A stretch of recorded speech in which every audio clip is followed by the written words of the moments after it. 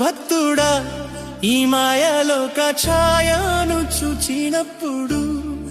భయము చెందకు భక్తుడా ఈ మాయలోక ఛాయను చూచినప్పుడు భయము చెంద